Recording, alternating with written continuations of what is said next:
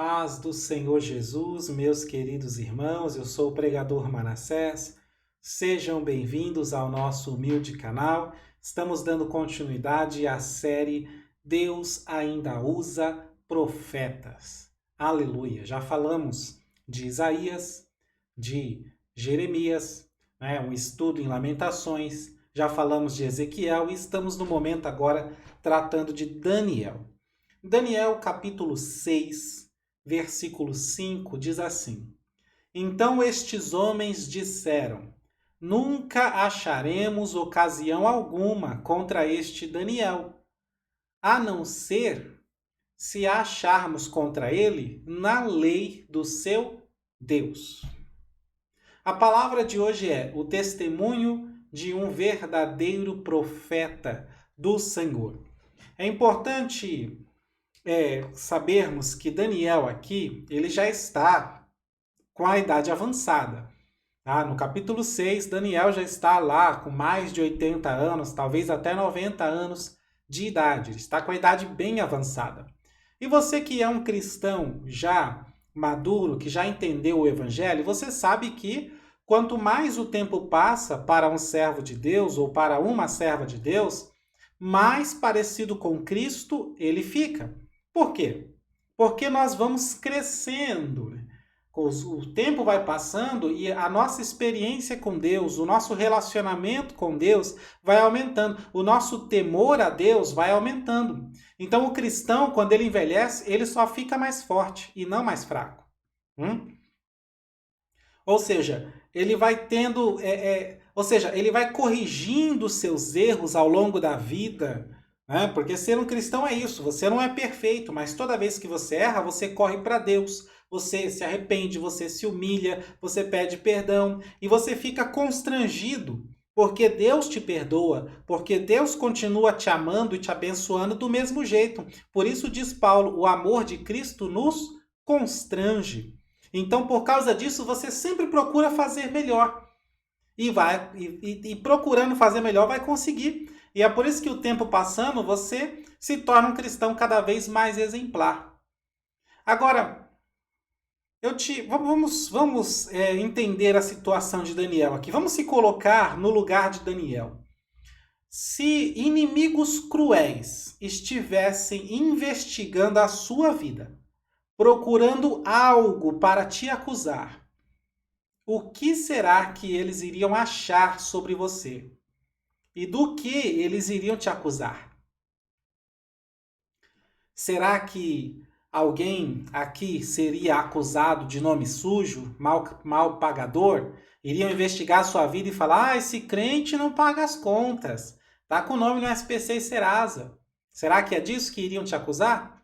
Será que iriam acusar você de fraude no imposto de renda? Ou então, de repente, acusariam alguém de relações sexuais pecaminosas? Ou, quem sabe, acusariam você de destruidor de famílias. Já está no segundo, terceiro, quarto casamento. Tá? Eterno pagador de pensão. Colecionador de multas de trânsito. Do que será que iriam te acusar? Eu estou tentando se colocar aqui, colocar você, colocar todo mundo na mesma situação de Daniel. Ou será que alguém seria acusado de fofoqueiro, mentiroso, promete e não cumpre, tá? Miserável que só dá esmolas na igreja e tem cara de pau de chamar isso de oferta? Se inimigos cruéis estivessem investigando todo o seu passado, todos os seus erros, quantos eles achariam? E do que te acusariam? Será que iriam te acusar de pavio curto? Que não aguenta nada, já perde a linha fácil e rapidamente, alguém que nunca leu o Salmo 40? No caso de Daniel, eles não acharam nada. Não puderam acusar Daniel de nada. Isto é impressionante. Mas e você, e eu? E nós? Como será que está o nosso testemunho? O verdadeiro profeta do Deus Altíssimo, ele é um exemplo em tudo, ou ele será um exemplo em tudo, porque ele está correndo, e direcionando a sua vida, se esforçando para isso. O apóstolo Paulo já dizia a Timóteo, olha, se você for colocar alguém em alguma função na igreja, veja primeiro se essa pessoa dá bom testemunho. Está escrito, 1 Timóteo 3,7. Em outras palavras, Paulo está dizendo, veja se é um cristão maduro, experiente. E o que é mais incrível nesse texto que nós lemos de Daniel é que os inimigos de Daniel, eles estavam procurando algo para acusar Daniel, mas não na lei de Deus, e sim na lei dos homens. Então, primeiramente, eles procuraram na lei dos homens. Isso significa que Daniel era um exemplo diante dos homens, conforme as leis da Babilônia. E aí eles cansaram de procurar e disseram, olha, chega, nós nunca vamos achar alguma coisa contra este Daniel, a não ser que a gente pesquise na lei do Deus que ele serve. Olha aí. Daniel é um exemplo em tudo, amados. Amados, irmãos, irmãs, vaso, vaza, né? Servo, serva do Senhor. Nós também temos que ser exemplos em tudo. Tá? Eu sei que para quem está começando na fé, ou para quem nunca se preocupou com isso, e não é exemplo em muitas coisas, eu sei que pode parecer difícil.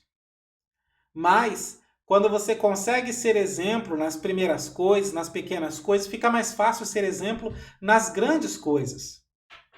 Quer um exemplo? Jogar papel no chão.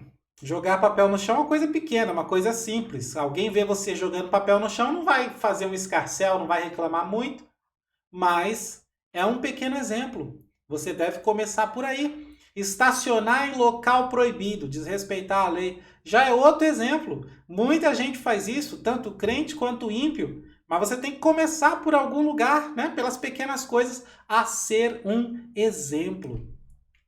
Porque os inimigos de Daniel, procurando falhas na vida dele, revelam para nós e ensinam para nós uma coisa. O quê? A forma como Satanás trabalha. Você não percebe isso? É do mesmo jeito. Quem estava influenciando aquele pessoal para pesquisar a vida de Daniel procurando podres? Hã? O inimigo, com certeza. É assim que ele trabalha. Então nós temos que ser exemplo, irmão. Quantas as vezes você deixa de ganhar almas porque não deu o exemplo? Porque você pregou a palavra e aí Deus tocou no coração daquela pessoa, mas o diabo foi lá e falou assim, você vai acreditar no que aquele cara falou? No que aquela mulher falou? Olha a vida dele, olha, ele fez isso, fez aquilo. Olha a rede social dele, as fotos que ele coloca, que ela coloca. E aí você perde uma alma por causa disso. O próprio Jesus ele fala, Marcos capítulo 4, na parábola do bom semeador. Né? Tem uma semente que cai no meio do caminho, vem as aves do céu e comem. Ou seja, vem Satanás e rouba a palavra pregada no coração. Tá? Então, eles foram procurar na lei de Deus. Só que tem um detalhe. Uma coisinha escondida no texto de Daniel que muita gente não percebe. Aqueles homens, quando eles falam assim, vamos procurar na lei do Deus de Daniel, um erro dele, eles sabem que não vão achar nada. A intenção não é procurar na lei de Daniel, na lei do Deus de Daniel, para achar um erro. Porque se não acharam erro na lei dos homens, muito menos na lei de Deus. Porque o cristão ele é mais fiel a Deus do que aos homens.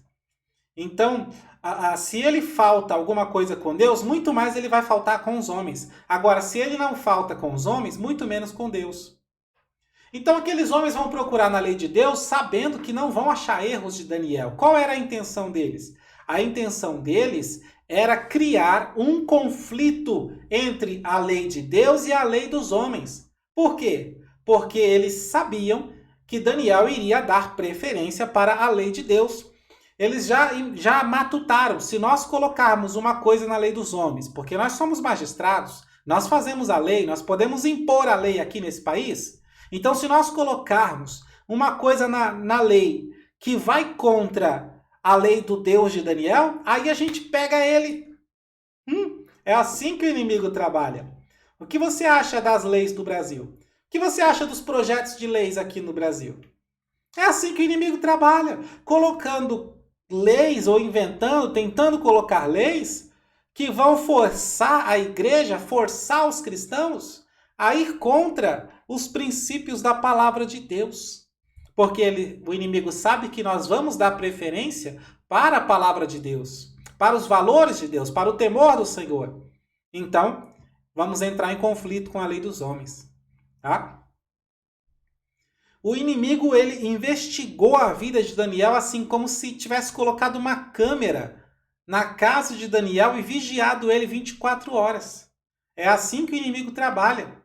Tá? E talvez você pense que é exagerado essa colocação, mas não é não. Colocaram literalmente uma câmera para vigiar Daniel. Como eles descobriram que Daniel orava 3 vezes ao dia? Porque estavam lá olhando, observando ele o tempo todo. Como eles descobriram que Daniel orava tanto? E isso também é uma lição para nós. Né? Eles vigiando Daniel ali 24 horas, a única coisa que eles descobriram é que a maior parte do tempo Daniel estava orando. E aí eu pergunto, né? Fica a pergunta para nós, é onde a palavra de Deus nos corta e nos corrige.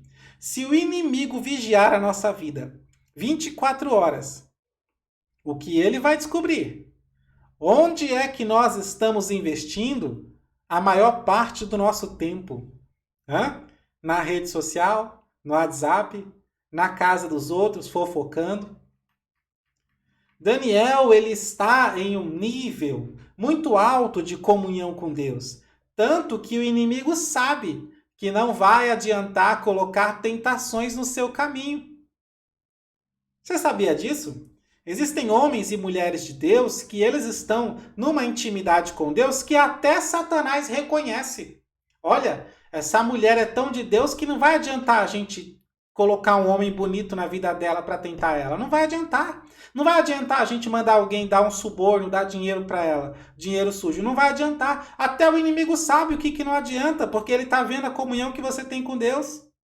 É por isso que o inimigo não tentou trabalhar com outros tipos de tentações no caminho de Daniel, porque não ia adiantar. Só sobrou uma alternativa. Uma. Criar na lei dos homens um decreto que vai contra a lei de Deus. Você conhece alguma lei nessa terra, no Brasil ou fora do Brasil, que vai contra a lei de Deus? Certamente tem muitas. Mas que Deus levante hoje homens e mulheres como Daniel, cuja devoção a Deus vai tão longe que até o rei saberá que Daniel continuamente serve a Deus. Aleluia! Que Deus levante homens e mulheres com uma devoção, uma dedicação, uma fidelidade a Deus tão grande que até as autoridades do país vão saber que naquele país tem um homem, tem uma mulher de Deus que continuamente serve a Deus. Não se deixe enganar por falsos profetas. Se eles não são exemplos, também não são profetas. Porque o profeta que é chamado por Deus, ele vai buscar, ele vai correr atrás de ser o exemplo cada vez mais.